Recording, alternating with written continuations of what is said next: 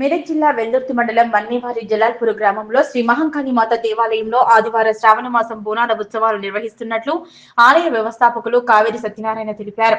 జిల్లా పరిధిలోని వివిధ మండలాలు, గ్రామాల నుంచి పెద్ద ఎత్తున భక్తులు హాజరు కావాలని పిలుపునిచ్చారు.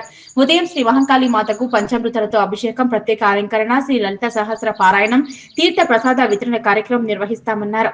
మధ్యాహ్న కార్యక్రమం సాయంత్రం పోతరాజుల విన్యాసం, కోలాటాల మధ్య సాంస్కృతిక సంప్రదాయాలతో అమ్మవారికి బోనాల ఉత్సవాలు నిర్వహిస్తామన్నారు.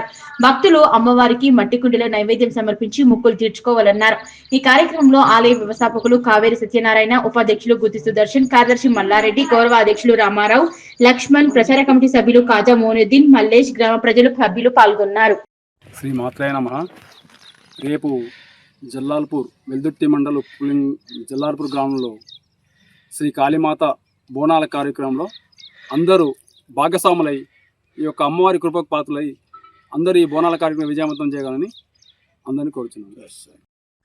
ఓం శ్రీ మాత్రే నమః.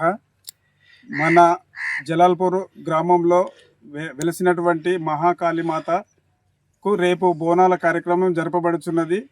అన్ని మండలాల నుంచి, అన్ని ఊళ్ళ నుంచి కూడా పెద్ద ఎత్తున వచ్చి అమ్మవారి కృపకు పాత్రలు కాగలరని, ఎంతో దిగ్విజయంగా ఈ కార్యక్రమాన్ని చేయగలరని అందరినీ మనస్ఫూర్తిగా కోరుకుంటూ జై శ్రీ కాళీమాత.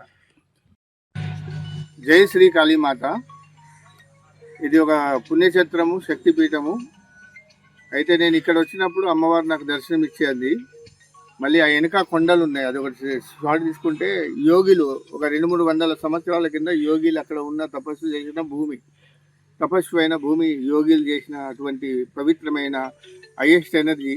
ఇక్కడ ఎంతో మందికి ఇబ్బందులు ఉన్న వాళ్ళు, వాళ్ళకు వచ్చిన వాళ్ళకి అందరికీ ఆరోగ్యంగా అన్ని విధాల అమ్మ కాపాడుతుంది.